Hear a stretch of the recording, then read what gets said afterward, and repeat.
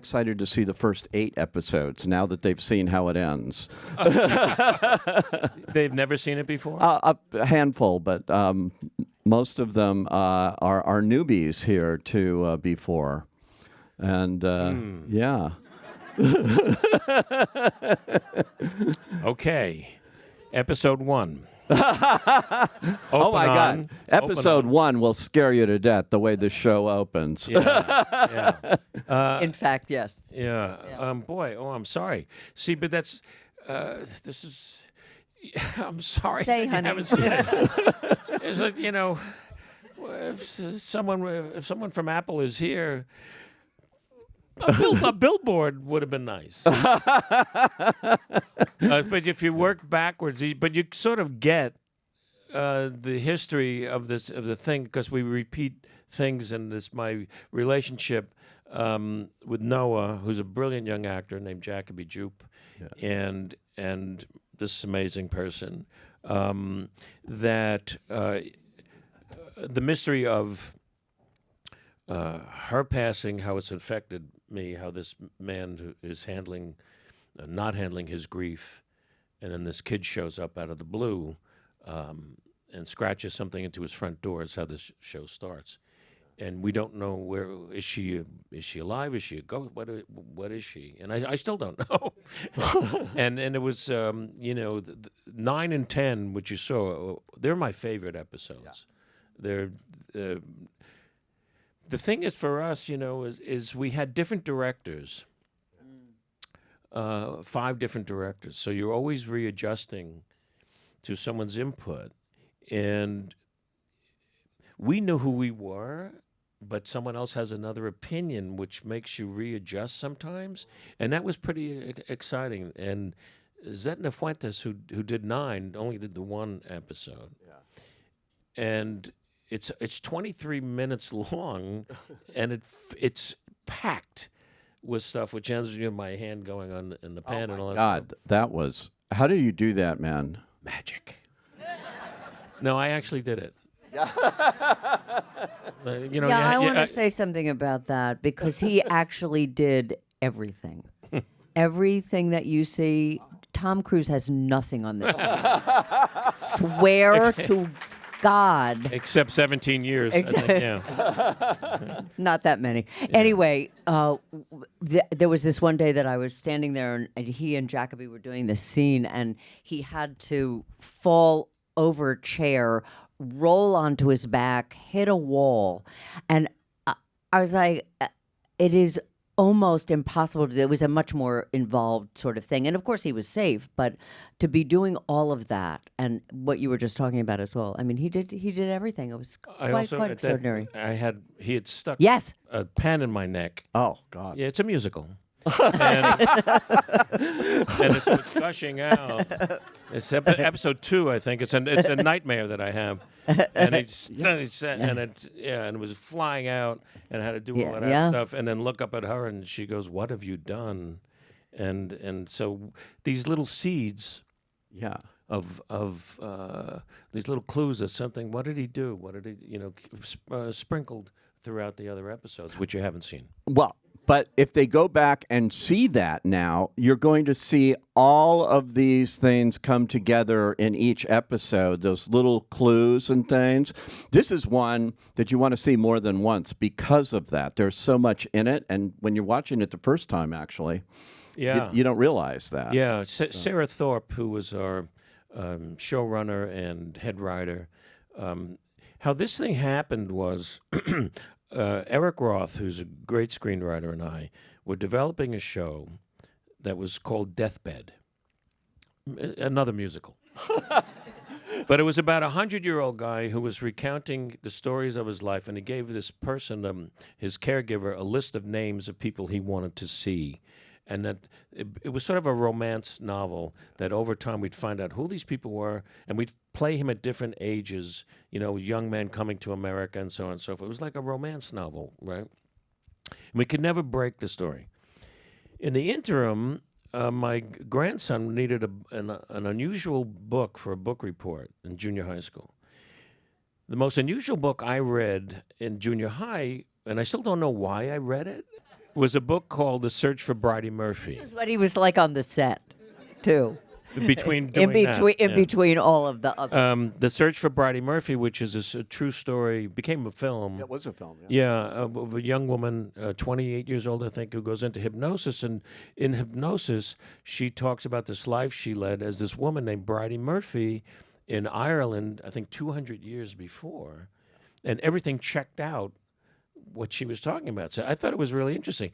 My son-in-law then says, well, that's interesting because I worked in the University of Virginia with this guy who, and he named the professor, who wrote this book called Life Before Life, which is all these stories of these kids who present, you're not my family, I want to go back to my family when they're like 3, 4 years old. I said, oh, that's interesting. So now we're in a writing session on the deathbed. And I said, wait a second, what if he's not 100? What if he's 8?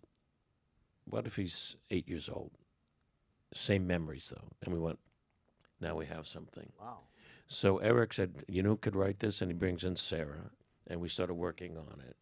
And when she presented after 2 weeks, her vision for what this psychiatrist was going through, I said, wait a second, I want to play him. I wasn't intending to play him until, right? Yeah, I was just thought if we had something, I would produce it. And when she started talking about it, I said, well, this is exciting stuff, a world I've not been in, and I want to do it. And then we got to go ahead to do it. And then Judith came over, and we started talking about this, and she started crying, talking about this life before life stuff is something that has fascinated her and believes big time in, right? Yeah, we had both, and I had read Bridie Murphy as well. And we've known each other for a long time, but I didn't know that he had the interest in this subject like I did. And I don't know if reincarnation is real or true, but I'm open to the possibility of it. And that's what we talked about. And Sarah was over at the house, and Billy, and we just sat there for a couple of hours talking about our interest in this particular subject. And not everybody knows, so you didn't miss anything in the beginning yet, because not everybody knows what this comes to be about. And then you begin to realize as you go through it, and I hope you will see it, because he is completely stunning in this. I've never seen him like this before. And we didn't realize, you begin to realize what is actually going on, what is actually the story of this.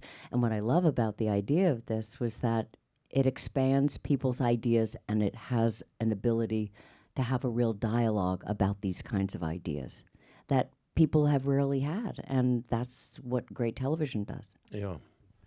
In playing a therapist, psychiatrist here, I mean, I've seen you do it before, but with Robert De Niro in a very different kind of way. I cured him.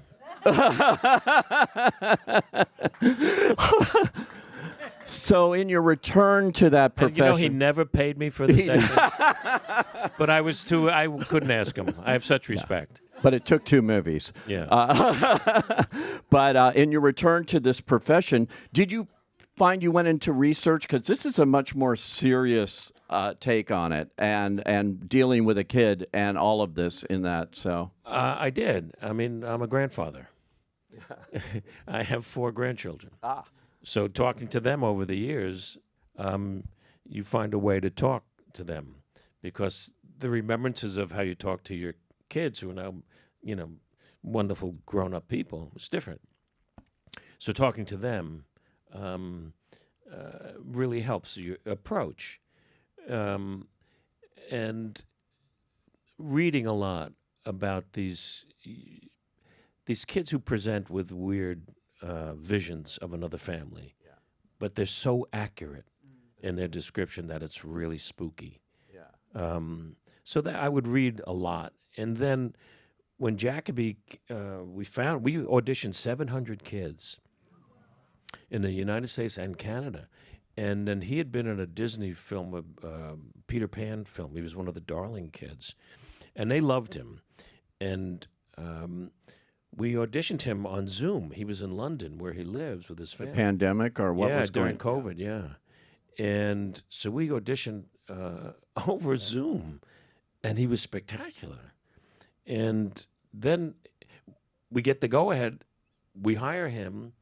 We get his visa, which took a couple of weeks, and he arrives in New Jersey, where we were shooting, 6 days before we started shooting. And I met him once, and I thought, he's 44 years old. Right? He's so smart. He's so intellectual. He, you expect him to say something like, I find Salvador Dali, a little pedantic. He's just so smart and lovely. And what was that thing that he did? You said to him one day, "Do you need to do something?" And he said, Oh, what was it? it was that we were rehearsing for the pilot, and Adam Bernstein was the director. And we rehearsed it one way, and then Adam says, I think I'm going to move the camera over this way, so let's do it again. Were you okay with this? And he goes, I don't need to practice. I got it. I understand. And I went, oh, geez. So I told Adam, I don't want to be with him until the first day of shooting. I don't want it to feel rehearsed. I want it to feel raw, like we're just getting to know each other like we did in the show. Wow. I love this kid. He's truly amazing in this, and when you think about it, not much dialogue there. It has to play it all with his face and everything. Yeah. Now I got to ask Judith too. What's it like to drown in a blood-soaked bathtub? You should ask Billy, because he had to watch me. I mean, here's how amazing she is. First of all, the work for her whole career is spectacular. That day, we're shooting on a very small, confined set. And the crew grew to really be very affectionate towards us. They're wonderful. And they knew what this was coming to. And we knew what this is coming to. This was a scene that we have to say goodbye to each other. Yeah. And it's really hard work. And the camera's right here. And it's all the things that are hard about making art like this. And she stayed in that tub all day, never got out. They just recycled warm water in it till she was as wrinkled as, I don't know, pick somebody. Your Uncle Saul. Yeah. and she just, it was, and then Jet Wilkinson was directing this episode. Yeah. And we just knew that it was just sort of like letting her slip away. And in his mind, throughout the show, he's murdered her. Yeah. And he finally gets to the truth. And she then said to us, don't say anything. Oh, right. Yeah, there was script that was written, there was dialogue, yeah. And that's what you see. And to me, that scene is so powerful to watch. And he loves it. And all day. I mean, all day. Well, partly because if you get in and out of a tub like that, they have to dry you off, and then you have to wait for everybody to come back. And it was just going to be one of those things where it was going to take up too much time. And also because we had talked to Jet about it and we knew what she wanted, and people were concerned about what it was going to be, that we wanted to take as much concern off everybody's plate for the experience of that. And so staying in the tub was actually easier than getting in and out of it. Because ultimately it's a love scene. Yeah, that's right.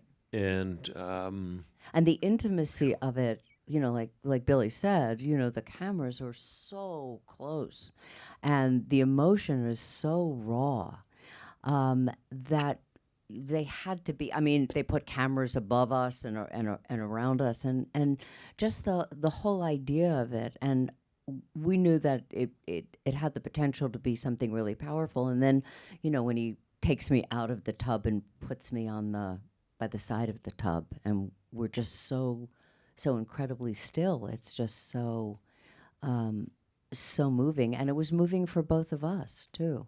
It was really, and the crew was just like you said. They were right there. They were right there with us. It was quite extraordinary. It's an amazing scene, and so many, and also an amazing scene between the two of you. is when you're in your 30s or and been de-aged, and it's really good de-aging in this show. It's really good. I could not see the strings here. This was, and I don't know. He was watching it, and he called me over and he said, "You got to see this. Look at how we look." It's called deep voodoo. That's what it is. And it happens instantly. It's the craziest thing. I did a test in the kitchen set, right, which was a remarkable set designer. That's all a set. That whole house was, geez, amazing. Anyway, so they put this big black wig on me, right, because it's a color reference from, right, but they sampled film from a movie I'd done in 1986 called Running Scared. Right, and it's a really fun movie, and I look Gregory really Hines good in it. Yeah, You were good in it. yeah, and I don't know if I look good. I don't know if I was good in it, but I looked really good in it. And so they had me moving around with this special camera, and everyone's watching the monitor, and it's me from 1986. It happens. It happens instantly. And so it's like, I want to buy one. Just that. And it was so then we had the scene, and there we are. And you'd swear Tony Danza was going to walk in any second. And it was just, it's, and it's expensive. And Apple, I have to say, they loved the notion of it and ponied up for it, and they were great about it. Because it would have been a lot cheaper to hire two unknowns. No, but that's the thing when you hire them and they don't sound like you, they don't move like you, and the audience knows it's not you, and that can work on stage, younger versions, but not on film. No. Yeah, no, we loved it. That's in episode 6. Yes, you haven't seen that yet. That is so remarkable to watch this, and I had no idea that they took it from an earlier film or earlier performances. Do samples. That's so interesting. Yeah. They've really improved that technology to be sure. It's interesting. I'm always interested from the audience's point of view about how it throws you out if you see younger actors playing the older actors' parts, and it always throws me. So it just always seems odd. And when they did this, it was just, we were completely thrilled. Yeah, for sure. What they did see was the farmhouse, and there. I don't want to give away the beginning, but but look for these clues all throughout the show, and it's so good. But that farmhouse thing, that starts in episode 1. Yeah. Right. Yeah. When he comes, he has the ability to draw, and he draws what he's feeling because he's mute for most of the first few episodes. Yeah.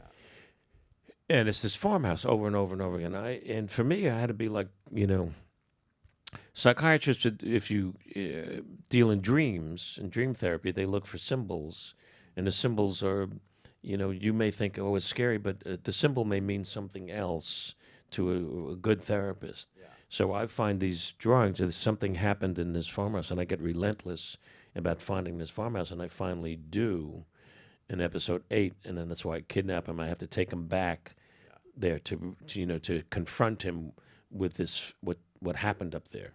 Yeah. So that's why. So they built this farmhouse about 2 hours outside of Manhattan, and the set designer Matt Munn was extraordinary. That's the exterior. We just built the exterior there, and the interior is built on a soundstage in what was a factory in New Jersey that they turned into a soundstage right near Giant Stadium. That was our home base. It was like great. And so the interior of that, all that scary running around stuff, that's all inside in a set. It's got a little bit of The Shining. There are scenes here that reminded me of The Shining, Jack Nicholson, and you do a little bit. But that scene was just, I thought, so well done. And you say to Hope Davis's character there that you're got to do this therapy. It's the only thing that's going to work. Is that a real therapy? Yeah. It's for service people suffering from PTSD. sometimes they'll take them back into a situation like that to confront them with what their fear was, and then they have a better feeling of how to deal with it, because sometimes they'll distort the reality, and I felt that if I could confront him with what was terrifying him, I might have an answer. And little did I realize that the answer I was part of. But when he was, 200-something years ago, whatever it was. And so it was this psychiatrist who's also healing himself while he's healing. That's part of what's so, right, that's what's so compelling about it. It's like, it wasn't just, here's the doctor fixing this patient. It is the doctor healing himself. And speaking about being underwater, Billy's underwater for also for that whole period of time, you were like under the water. Long times. Yeah. But we had scuba guys next to us on either side, so you could grab something. I don't think I knew that. Yeah. Was Jacoby there the whole time with you? Yeah. Wow. Yeah. This kid is. We would train on Saturdays in Newark, New Jersey, has a community pool that has, excuse me, an adjustable floor that they can make it go up and down for seniors. For little kids, they can change the depth of it. So we could shoot in 4 feet of water or 12 feet of water. So we would go on Saturdays and get a feel for it. And they built, it was the craziest thing, a perfect replica of him, because they can't do certain stunts. It's not permitted, thankfully. And it's him. I mean, it was like weird, because it'd be out. I went into the makeup room. Box, and I went into the makeup room and started talking to him, and I thought, why is he not talking back to me? Yeah. I know, he's like just being snotty today. Terrible. Yeah, it's not him. Horrible. That's the thing. It was a perfect number. So there was moments where somewhere in, somewhere not. He was thrashing around, but it was me throwing this dummy around. Wow. Yeah. Yeah. Amazing. We have time for a couple of questions from the audience, and I have them here. Eric Biker? Yeah. Okay. Do you prepare any differently for drama versus comedy? Does one leak into the other? Find one harder than the other? I never prepare differently. Yeah. It's always the character. And if you think about being dramatic for comedy, comedy is hard. It's like music. You have to hear it. That's why he's so incredibly brilliant.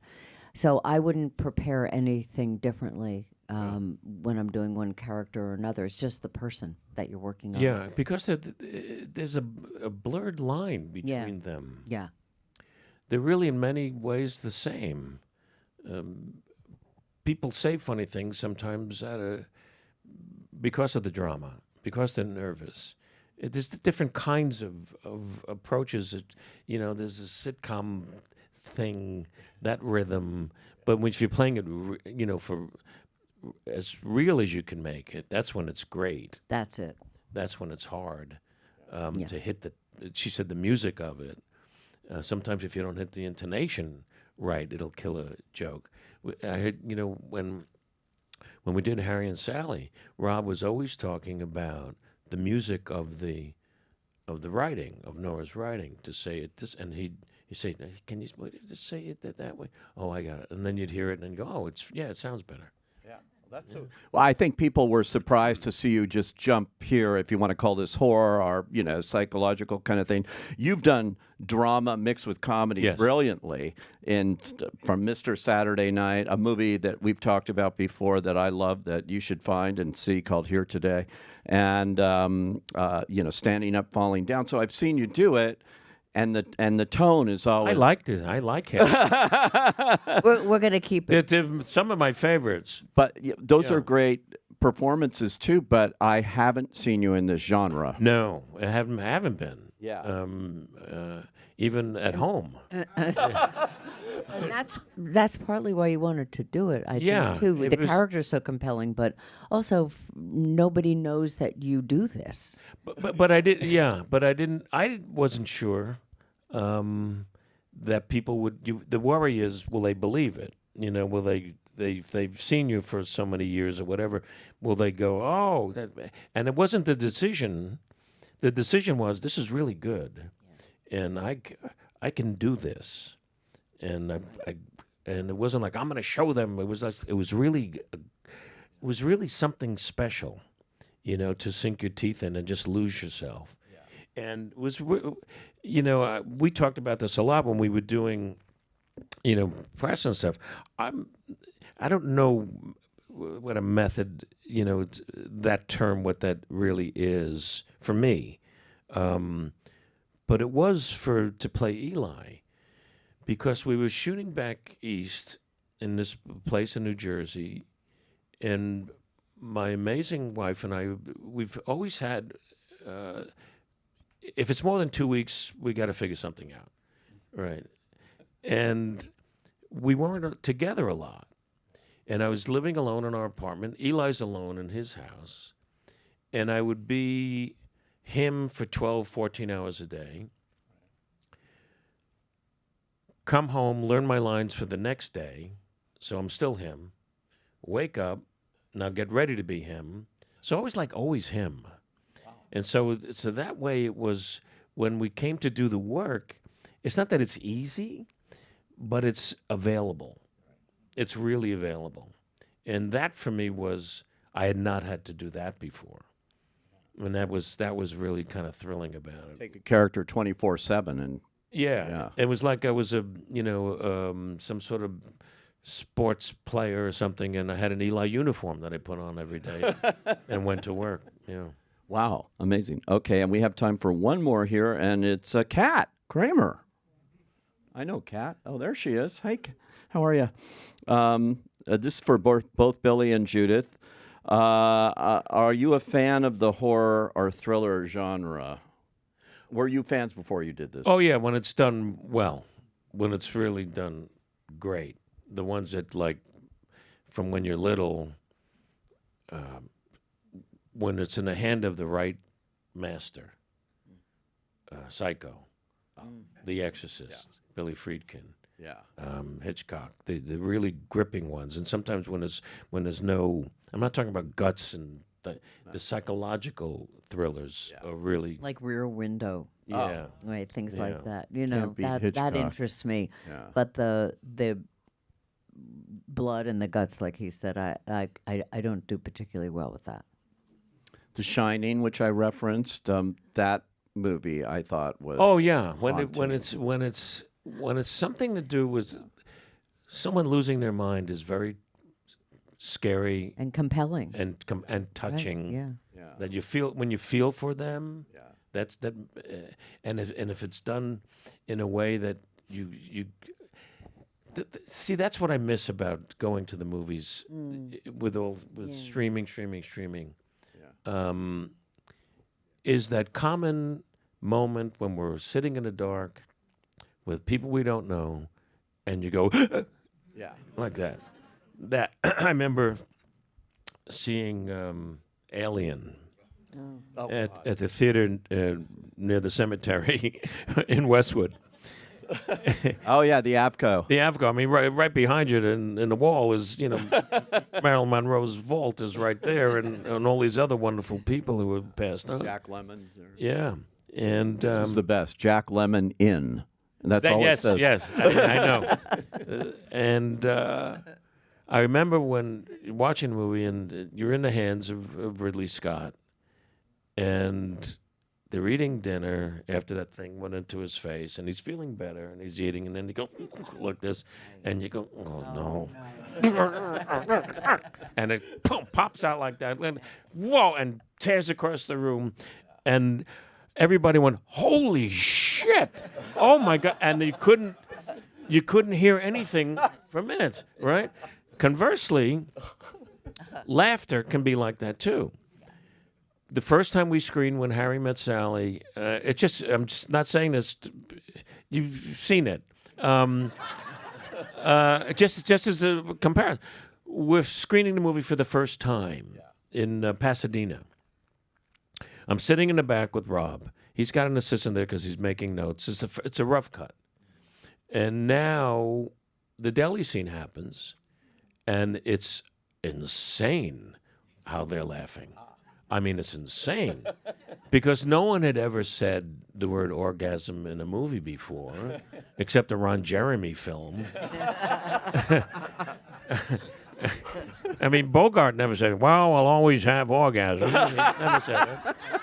Gable didn't say, frankly, my dear, I don't give a damn about your orgasm. And here we're talking about it, and when Rob's mom said, I'll have what she's having, berserk, same thing as Alien. You couldn't hear for the next bunch of scenes. He actually had to add a little musical thing. I think it's Ray Charles comes in and it starts sleigh bells ring. On you listening? Yeah, it's crazy. But that's what I miss. You know, about going that's to the interesting theater. because it's like being in the theater. Yeah. When you're performing in the theater, like when you did the last thing you did, Mr. Saturday Night or 700 Sundays, you have a group of people that are there together watching something together. And it's this community experience, and we don't have that as much. And they make anymore. the effort to get there. Yes. They pay the money, they Right. get a sitter, Right. they have to drive or Uber, Right. and they have to get Yeah. there. The park and eat and Because they want to be entertained. Yeah. They want to be taken away. yeah, you know? exactly. That's why it's great to have these things. Having spent a long time, for me, years developing this and then spending the years shooting it, that you didn't see it, it hurts, Yeah. you know, because it's, you see, and that's the promotion to get people to see it and see the work that went into this. And it's entertaining, and now hopefully you go and watch the others and tell people that you've seen this. That's right. it. And That's where the term word of mouth That- comes from. But if you don't have a word, you can't open your mouth. So, tell people about before. We'd really appreciate it. Tell everyone to see this from the beginning. I feel like Hitchcock. See it. You know, they won't seat you. Remember, they wouldn't seat you in a theater. That's right. Unless you missed, if you missed the first 10 minutes. Doesn't happen now. But she said wrap, and I could say here all day with you two. You're so much First fun. of all, I want to thank you. yes. You for doing this, and for us and for the show, and thank you. You're such a wonderful writer, critic. It's a weird word, critic, but you're an observer and you're an appreciator of film, and really glad you did this. Oh, thanks. I am too. Let's thank Billy, Crystal, and Judith Light. Thank Thanks you so all. much.